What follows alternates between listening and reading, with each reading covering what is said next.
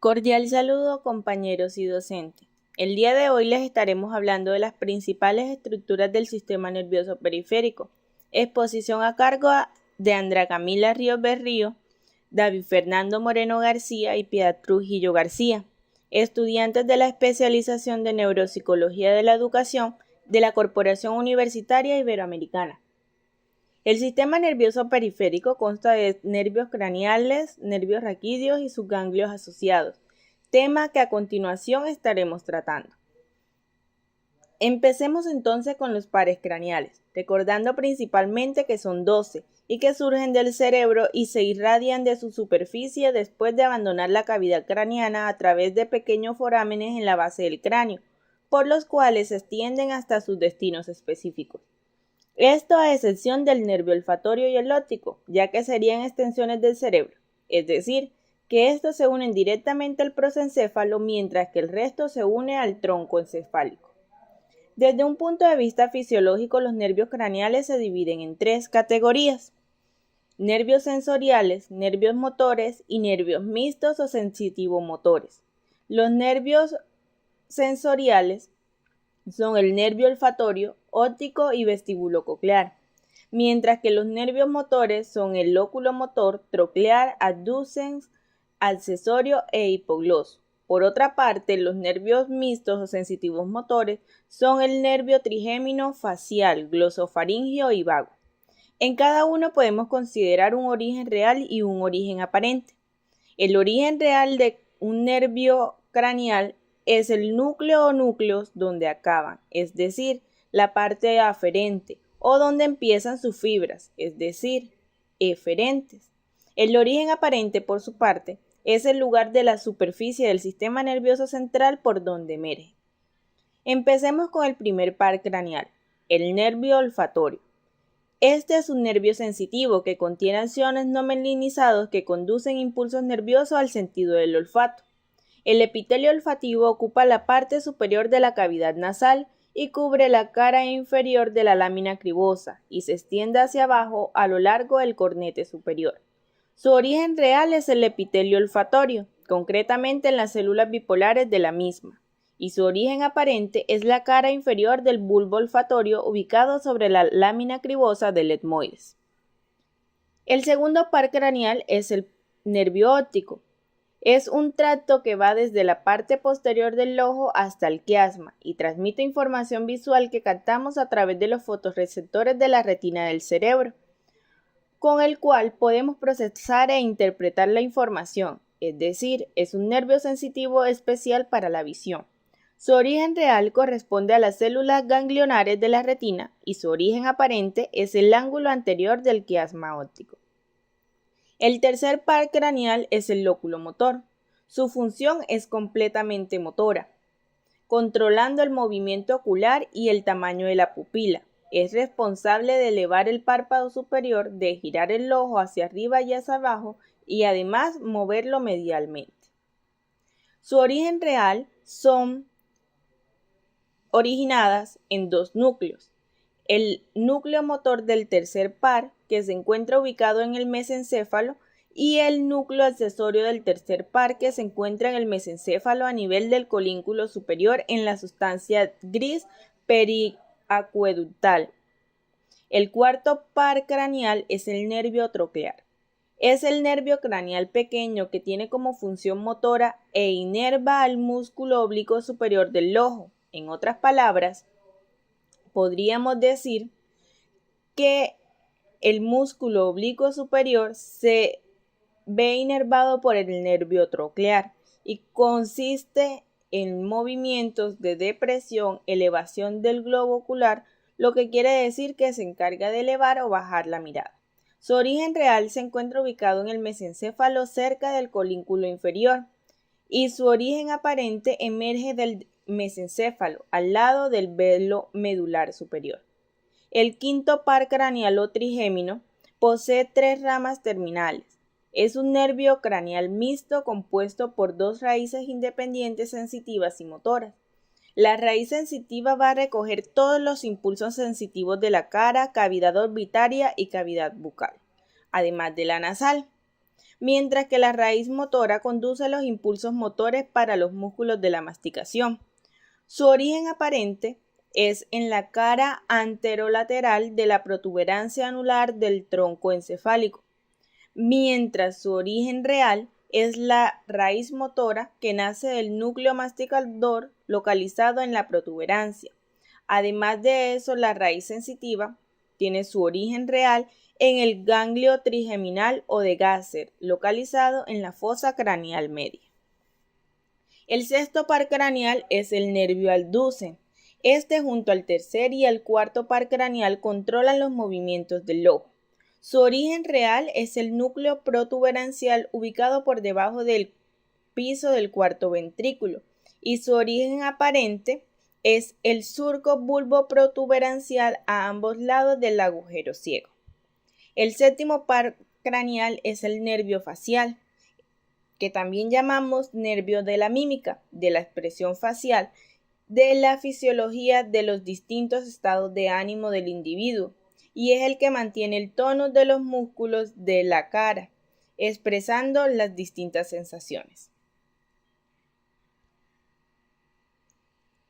Su origen real se encuentra en el núcleo motor del nervio facial, en el núcleo sensitivo sensorial que se encuentra al extremo superior del núcleo solitario y núcleos parasimpáticos en el núcleo salival superior y núcleo lagrimal, mientras que su origen aparente está ubicado en el intermediario de Westberg, que emerge del surco bulbo-protuberancial entre la oliva y el pedúnculo cerebeloso inferior. Seguimos con el octavo par craneal o nervio auditivo. Se origina en el ganglio espiral o ganglio de Corti. Sus neuronas bipolares envían sus prolongaciones dendríticas al órgano de Corti y las prolongaciones centrales que forman el tronco del nervio coclear hacen sinapsis en los nervios cocleares. Tiene su origen real la rama coclear en el trayecto de sus fibras en el ganglio de Corti, y la rama vestibular tiene su origen real en el ganglio de Scarpa. Su origen aparente se encuentra ubicado en las raíces adosadas que emergen del tronco encefálico lateral de la cara lateral del bulbo. El noveno par craneal es el glosofaringeo. Es un nervio mixto. Esto quiere decir que tiene fibras motoras como sensitivas y se encarga de la sensibilidad de un tercio posterior de la lengua, amígdala, piel retroauricular, tímpano y faringe. El origen real tenemos que consta de tres núcleos: el núcleo salivar inferior, el núcleo ambiguo y el tracto solitario, mientras que el origen aparente se encuentra en el surco colateral posterior del bulbo. El décimo par craneal o nervio vago es un nervio mixto con componentes sensitivo, sensorial, motor y parasimpático, y se divide en 4 segmentos. Su origen real se encuentra en las células del ganglio petroso que terminan a nivel del tracto solitario del bulbo. Su origen aparente está entre los nervios craneales accesorios y glosofaringeo en el surco colateral posterior del bulbo raquídeo. El 11º par craneal es el nervio accesorio. Tiene la función motora puramente somática. Inerva los músculos esternocleidomastoideo y trapecio. Tiene su origen real en la médula espinal y en el bulbo, y su origen aparente está constituido por dos raíces: la raíz craneal o bulbar y la raíz espinal o medular. Por último, el 12 par craneal es el hipogloso, que abandona el cráneo a través del canal hipogloso y pasa a los músculos de la lengua. Unas cuantas fibras propioceptivas de la lengua viajan dentro del nervio hipogloso y finalizan en el núcleo del trigémino, dentro del tronco encefálico. Su origen real en relación al ala blanca interna del cuarto ventrículo y su origen aparente es el surco preolivar. Ahora hablaremos de los pares espinales, o también conocidos como nervios raquídeos o nervios espinales. Son aquellos que se prolongan desde la médula espinal y atraviesan los músculos vertebrales para distribuirse a todas las zonas del cuerpo. Los músculos esqueléticos de nuestro cuerpo son inervados por nervios tanto motores como sensitivos, cuya función es recoger y transmitir la información al sistema nervioso central, desde donde se genera una respuesta efectora.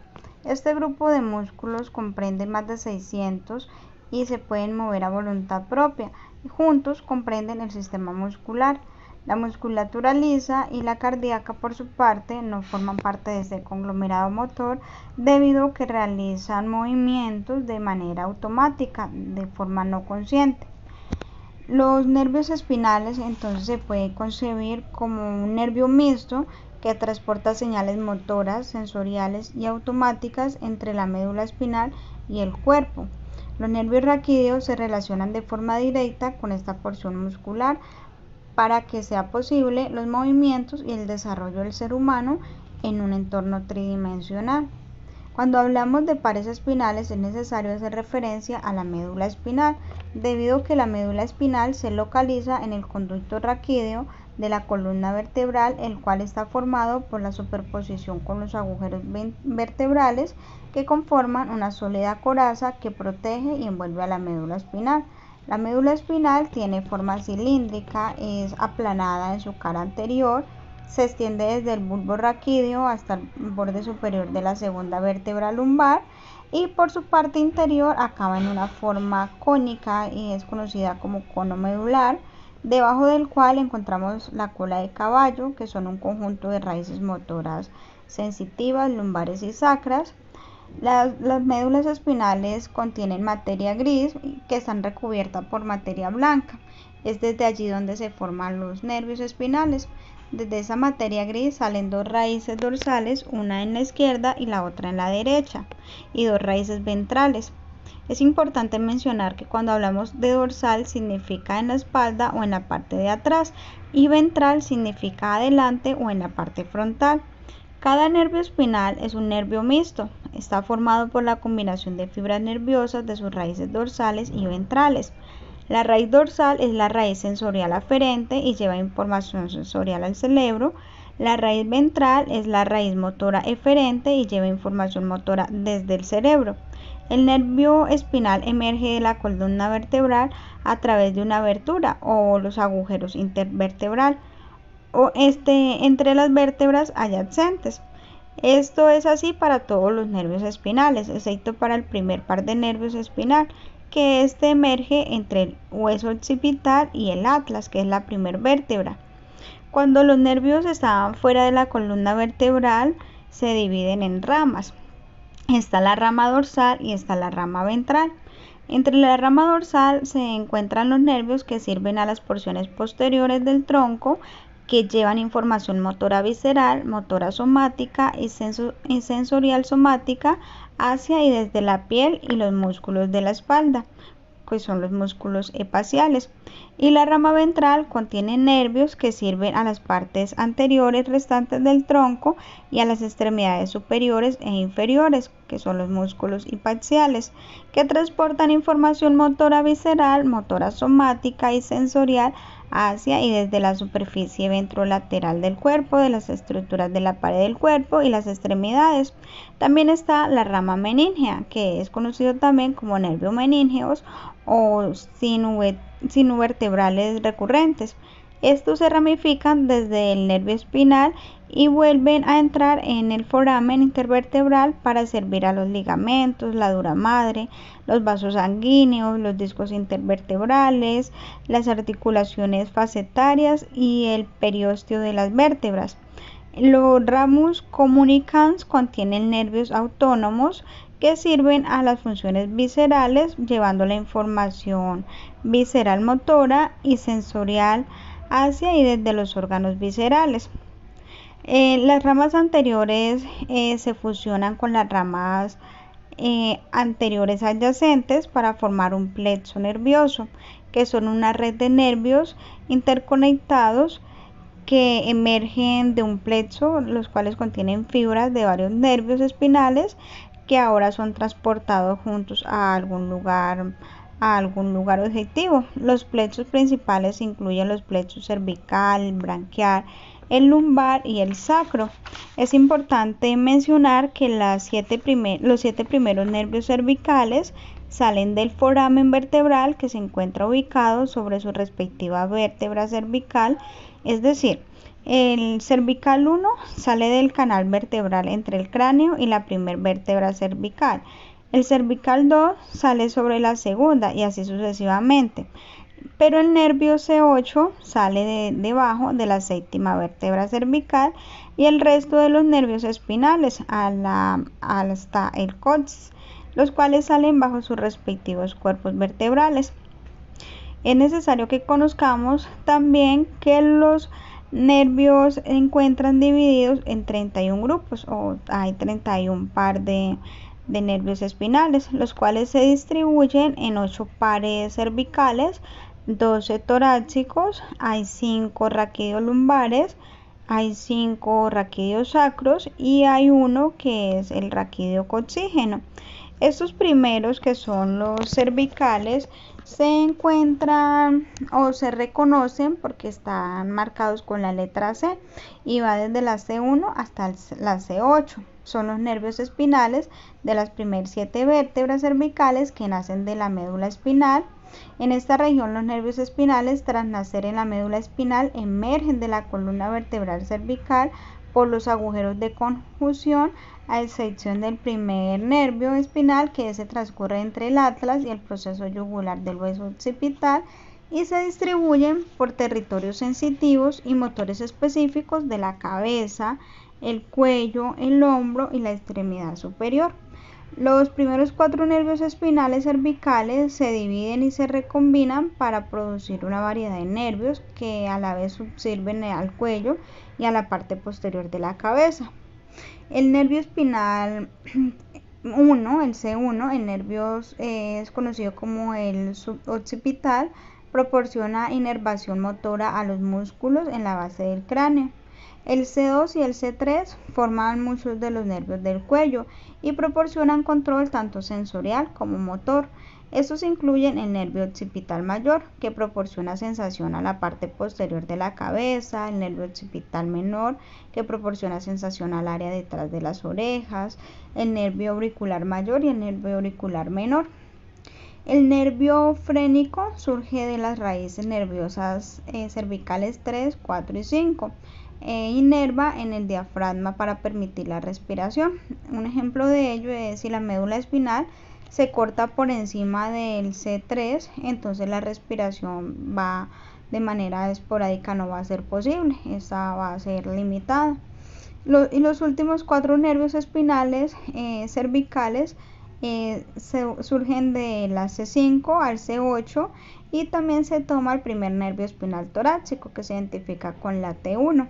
Estos se combinan para formar el plexo branquial, que es una matriz enredada de nervios que dividen, combinan y recombinan para formar los nervios que subsirven a la región de miembros superiores y la parte superior de la espalda. Ahora hablaremos de los nervios torácicos o nervios dorsales, los cuales se identifican con la letra T, van de la T1 a la T12. Son los 12 nervios que emergen de las vértebras torácicas. Cada nervio torácico se origina por debajo de cada vértebra torácica correspondiente. Las ramas también salen de la columna y van directamente a los ganglios paravertebrales del sistema nervioso autónomo, donde participan en las funciones de los órganos y glándulas de la cabeza, el cuello, el tórax y el abdomen. Estos se dividen en anteriores y en posteriores. En los anteriores encontramos los nervios intercostal o nervios intercostales, los cuales provienen de los nervios torácicos T1 a T11 y corren entre las costillas en T2 y T3. Otras ramas forman el nervio intercostobranquial, el nervio subcostal, el cual proviene del nervio T12 y corre por debajo de la duodécima costilla. Entre la división posterior se encuentran las ramas medias o ramus medialis, de los 6 nervios torácicos superiores, los cuales corren entre el semipedal dorsal y el multifida, al que abastecen. Luego perforan los músculos romboides y los músculos trapecios y llegan a la piel por los lados de las apófisis espinosas. Esa rama sensible se llama ramus cutáneo medio. Las ramas mediales de las 6 inferiores se distribuyen principalmente al multifidus y longissimus dorsi. Ocasionalmente desprenden filamentos a la piel cerca de la línea media.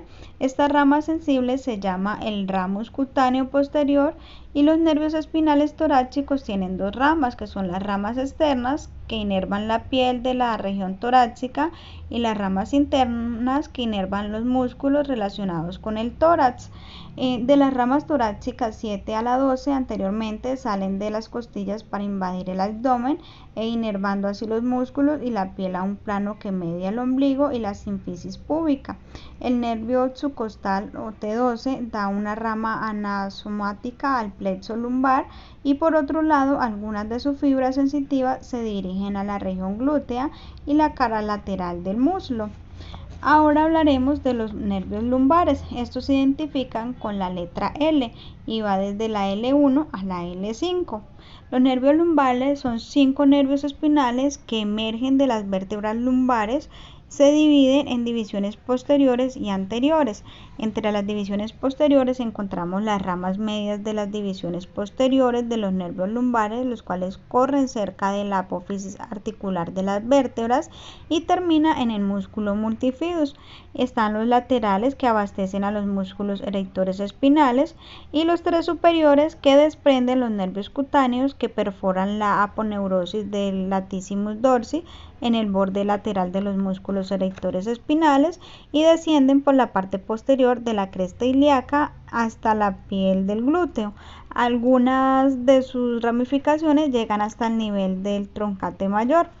Y entre las divisiones anteriores se encuentran los nervios lumbares rami anteriores, que aumentan de tamaño desde arriba hacia abajo. Estas están unidas cerca de sus orígenes por los ramos comunicans grises de los ganglios lumbares del tronco simpático. Estos rami consisten en largas y delgadas ramas que acompañan a las arterias lumbares alrededor de los lados de los cuerpos vertebrales debajo del psoas mayor. Su disposición es algo irregular, ya que un ganglio puede dar rami a 2 nervios lumbares, o un nervio lumbar puede recibir rami de 2 ganglios. El siguiente nervio es el nervio sacro, el cual se identifica con la letra S. Estos nervios son 5 pares de nervios espinales que salen del sacro en el externo inferior de la columna vertebral, y las raíces de estos nervios comienzan dentro de la columna vertebral a nivel de la vértebra L1, donde comienza la cauda equina, y luego descienden al sacro. Hay 5 pares de nervios sacros, y la mitad de ellos surgen a través del sacro en el lado izquierdo y la otra mitad en el lado derecho. Cada uno emerge en 2 divisiones, una división a través de la foramina sacra anterior y la otra división a través de la foramina sacra posterior. Los nervios se dividen en ramas, y las ramas de los diferentes nervios se unen entre sí. Algunas de ellas también se unen con las ramas de los nervios lumbares o coccygeos, y estas anastomosis de los nervios forman el plexo sacro y el plexo lumbosacro. Las ramas de estos plexos dan lugar a los nervios que suministran gran parte de la cadera, también del muslo y la pierna y parte del pie. Los nervios sacros tienen fibras aferentes y eferentes, por lo que son responsables de parte de la percepción sensorial y de los movimientos de las extremidades inferiores del cuerpo humano. Del sacro 2, el 3 y el 4 surge el nervio pudendo y las fibras parasimpáticas, cuyo potencial electrónico suministra al colon y al recto descendente, también a la vejiga urinaria y a los órganos genitales. Estas vías tienen fibras aferentes y eferentes. De esta manera son responsables de la conducción de la información sensorial de estos órganos pélvicos al sistema nervioso central y de los impulsos motores del sistema nervioso central a la pelvis, que controla los movimientos de estos órganos pélvicos. El siguiente nervio es el nervio coxígeno. Se reconoce o se identifica con la letra CO. Este nervio coxígeno es el último de los nervios espinales, es decir, es el número 31, el cual surge en el cono medular y ayuda a formar el plexo coxígeo e inerva la articulación sacrocoxígea y es una parte del elevador del ano. Ahora vamos a ver los ganglios o núcleos asociados al sistema nervioso periférico. Para empezar vamos a ver los ganglios espinales. Estos ganglios por lo general se ubican detrás de las raíces del nervio, tanto dorsal como ventral. También vemos que los ganglios de la cadena simpática se comunican mediante el nervio espinal con una rama comunicante. Estos ganglios cumplen la función de llevar información tanto aferente como eferentemente, especialmente los ganglios de la cadena autónoma o el sistema nervioso autónomo, el cual veremos más adelante. El sistema nervioso autónomo, o también llamado visceral, se ocupa del control de los tejidos meta, o también músculo liso. Generalmente controla la musculación de órganos como el corazón, la de algunos vasos, pulmones, riñones, en general las vísceras y también las glándulas. Este sistema a su vez se divide en dos, el sistema simpático y parasimpático. El sistema simpático posee 4 ganglios principales: el ganglio simpático superior, ganglio celíaco, ganglio mesentérico superior y ganglio mesentérico inferior. Mientras que el sistema parasimpático consta de 4 ganglios: ganglio ciliar, ganglio de Meckel, ganglio submaxilar y ganglio de Arnold. Cada sistema tiene una ubicación preferencial. El sistema simpático se ubica a lo largo de la médula espinal, mientras que el sistema parasimpático se ubica en el tronco encefálico. Estos núcleos o ganglios están asociados con las raíces nerviosas espinales o los nervios espinales. Ahora vamos a revisar los núcleos del tallo cerebral, los cuales están asociados con los pares craneales. Para empezar, en el tallo cerebral se ubican 10 pares de núcleos, porque los 2 primeros pares se ubican en un nivel más alto. A nivel del mesencéfalo encontramos que se ubican los núcleos del tercer par craneal, el núcleo motor ocular común, y el cuarto par craneal, el núcleo patético. Más abajo, a nivel de la base y la protuberancia anular, encontramos que se encuentran los núcleos del par 5, el trigémino, el sexto motor ocular externo y el séptimo el núcleo facial. Y a nivel del bulbo raquídeo encontramos los núcleos del octavo par, el nervio auditivo, el noveno par, glosofaringio, del décimo par, el núcleo vago, del par número 11, el accesorio, y del 12, el hipogloso. Por lo general, estos núcleos están asociados con varios pares, no suelen centrarse en solo un par. Un ejemplo de esto es el núcleo solitario, el cual se encuentra asociado a los pares facial, glosofaringio y vago. Y bueno, la función de estos núcleos o ganglios, tanto espinales como craneales, es la de recepcionar la información y llevarla a otras zonas como puede ser la corteza, el hipotálamo, el cerebelo, etc. Con esto terminamos la revisión del sistema nervioso periférico. Espero les haya gustado y a continuación les dejo las referencias.